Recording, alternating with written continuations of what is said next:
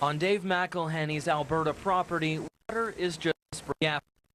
Worker is an avid gardener, easily growing water-reliant vegetables like carrots, hot peppers, and ripe, juicy tomatoes.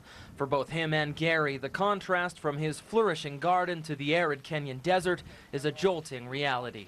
To be able to have a lawn like this, to be able to have a garden that you can just turn the tap on, or have underground sprinklers that water your lawn, water your crops, it's absolutely amazing. It's just a backyard hobby for Dave and hundreds of other Medicine Hat residents. But this small, insignificant garden is exactly what Nehemiah Construction is using to save lives in the Turkana Desert. We don't want to just send money, we want to train the people on different skills. We found in the past that you can spend a lot of money, and when you go there, people still don't know how to do anything, so you have to go and basically teach them. But growing a garden in 50-degree heat where even drinking water is scarce is a challenge most Medicine Hat gardeners can't even imagine. Every time we come, we learn something new, but the hardships that these people encounter daily, like, I don't think you could pay me enough to live here. And for both Gary and Dave, helping means using what they might take for granted as a life-saving tool. When these Turkana women aren't singing songs of thanks for their Medicine Hat water well, they're meticulously watering their first ever village garden.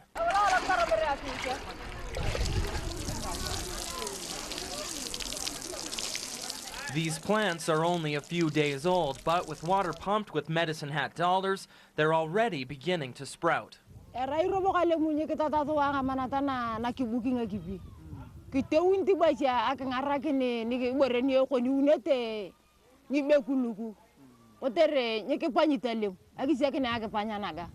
Dave and Gary, drilling wells is only step one.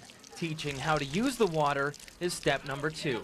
It's part of our long-term plan is not just a water well, but community development. Without abundant water, growing food here is an impossibility. If not for her new well, Igiro's daily search for water would take precedence over everything else. Houses are nothing but mud huts, and a child's education falls by the wayside. The Turkana people are nomadic, and so they're basically traveling around looking for the next water hole, looking for the next place to try to feed their animals. Against that backdrop, what may be a completely ordinary garden in Medicine Hat is a life-changing plot of desert infrastructure.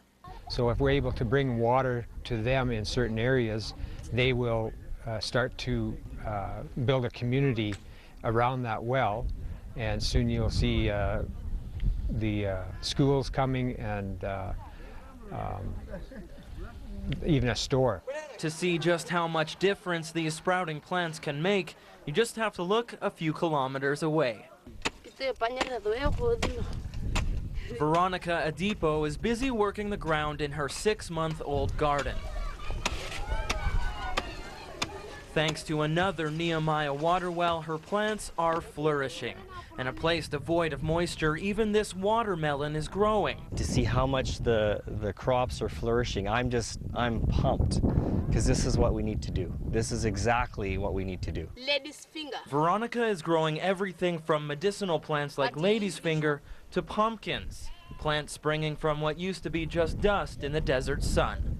I would like to say we thank for what you've done for us in putting for us this borehole.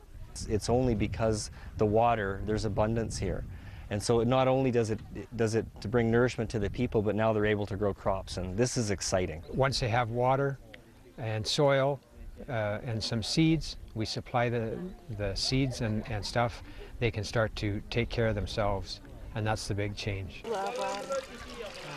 It's change warmly welcomed by Igiro Locolio, who, despite her bleak environment, suspects her sprouting vegetables will soon be a self-sustaining crop.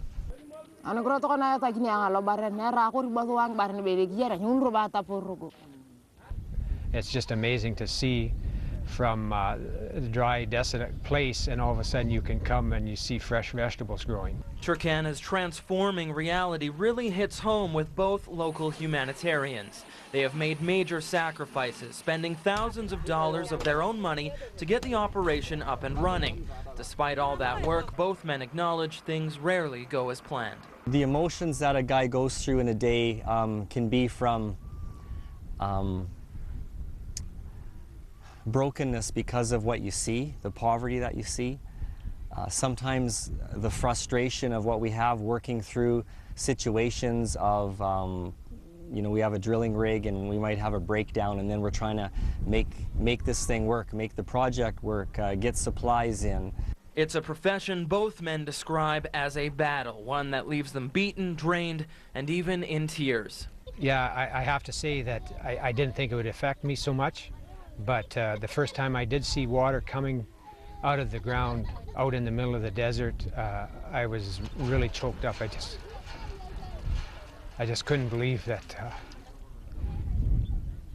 we had worked so long and hard, and we finally had a victory. And it's very gratifying to see that our work isn't in vain, that we are, you know, helping the people, and the Turkana people really appreciate it.